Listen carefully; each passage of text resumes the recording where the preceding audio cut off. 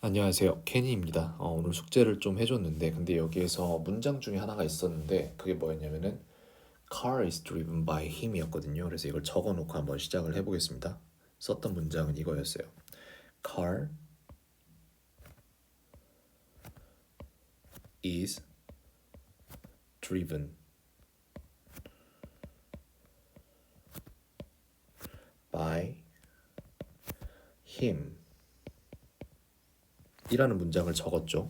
자, 이 문장은 차는 그에 의해 운전되어진다라는 문장인데 여기에서 어떤 걸 알아야 되는지를 제가 좀 설명해 줄 게 있었어요. 자, 이거 같은 경우에 차는 그에 의해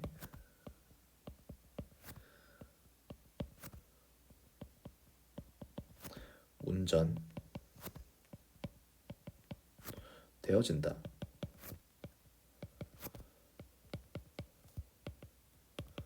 인데 이 문장은 정확히 맞는 문장이잖아요. 그죠?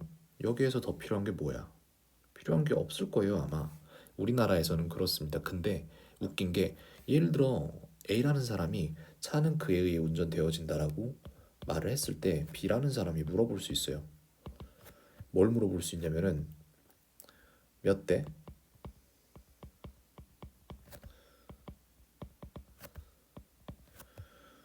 이렇게 물어볼 수 있단 말이에요. 근데 만약에 우리나라에서 몇 대라고 물어보면은 뭐 그런 것까지 물어라고 할 수 있는데 문제는 뭐냐면은 영어에서는 애초에 이 몇 대라는 질문을 할 필요가 없게 그 숫자를 다 말을 해줘야 돼요.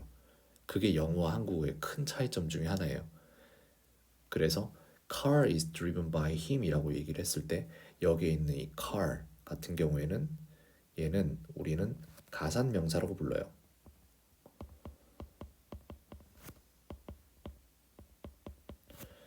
선생님이 이 가산명사라는 걸 얘기하고 쓰면은 어떠한 일이 학생에게 일어나냐면은 학생은 한 50% 정도의 집중력을 잃어버립니다. 용어가 본인이 잘 모르는 용어가 사용되는 즉시 집중력을 잃어버려요. 그건 왜 그러냐면은 이런 경험이 많기 때문이에요. 이전에 자기들끼리 어떠한 용어를 정해놓고 쓰는데 나는 몰라.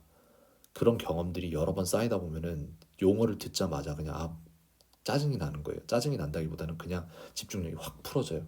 그렇기 때문에 선생님이 하나하나 다 설명을 해줄 거예요. 가산명사가 뭐냐 하면은 얘는 그냥 단순한 말인데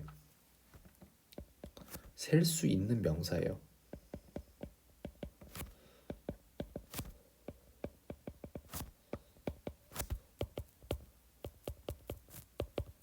셀 수 있단 말이에요. 그래서 예를 들어서 우리가 셀 수 있는 명사들 하나하나 나열해 보자면은 핸드폰은 셀 수 있을까요? 없을까요?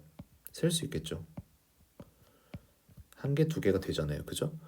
water, 물은요? 물 셀 수 있습니까? 물 셀 수 없어요. 물은 많이 모이면 그래도 하나고 적게 모여도 그래도 하나기 때문에 셀 수 없습니다. 그러면은 이번에는 글쎄요. 컵 같은 경우에는 셀 수 있을까요? 없을까요? 있습니다. 그러면은 셀 수 없는 게 또 뭐가 있을까? 글쎄요. 셀 수 없는 게 또 뭐가 있을까? 하나를 대자면은 라이스? 쌀도 물과 비슷해서 그 나달나달을 우리가 다 세고 있지는 않을 거잖아요. 그렇기 때문에 얘네들이 가산과 가산이 아닌 것으로 이렇게 나뉘는 거예요. 그래서 하나는 가산 명사고 하나는 가산이 아니 된다라고 해서 불가산이에요. 얘는 불가산 명사고 얘는 가산 명사다. 이렇게 되는데 가산 명사에는 필연적인 숙명이 또 있습니다. 얘네는 관사를 가지고 있어야 돼요. 자, 여기서 똑같은 일이 벌어집니다. 또 집중력이 흐려져요. 근데 설명을 해줄 테니까 한번 잘 들어보세요. 관사라는 게 되게 간단해요. 관사라는 거는 솔직히 저는 풀어서 말을 할 수도 없어요. 이거는 아무도 모를걸요. 얘는 딱 세 개예요. 어, 언, 더 이렇게 세 개가 있는데 요 세 개를 명사 앞에다가 뭘 넣을 것인지를 결정을 하면 되는 거예요. 그래서 더라는 것은 정관사라고 부릅니다. 또 살짝 집중력이 떨어져요. 근데 걱정 마세요. 알려줄 테니까. 정관사라는 건 정해진, 정해졌다라고 해서 정해졌다. 그래서 정관사고요. 어와 언 같은 경우에는 부정관사예요. 그럼 얘는 왜 부정관사겠어요?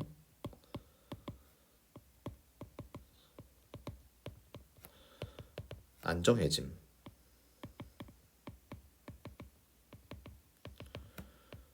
정해지지가 않은 거에 쓰는 게 어와 언이고 정해진 거에 쓰는 게 더예요.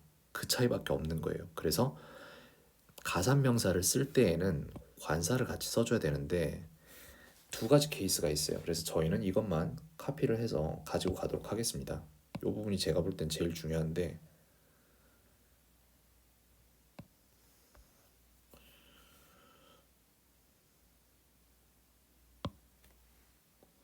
그래서 이 부분을 빼고 이것만 가지고 조금 얘기를 해볼게요. 가산명사 같은 경우에는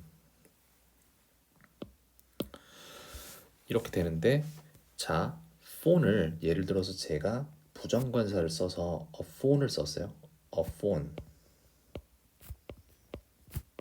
라고 하면은 그냥 세상에 있는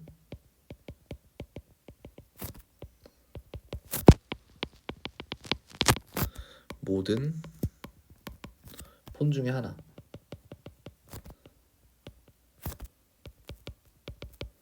이게 a phone이에요. 그러면은 unphone은 뭐냐? unphone은 불가능합니다. 이거는 발음에 관한 거기 때문에 명사가 앞에가 a, e, i, o, 우로 시작한다면은 그러면 어가 아니라 on이 들어가는 거예요. 그뿐입니다. 그렇기 때문에 우리는 더와 어만 볼 거예요. 그럼 더 phone은 뭐냐?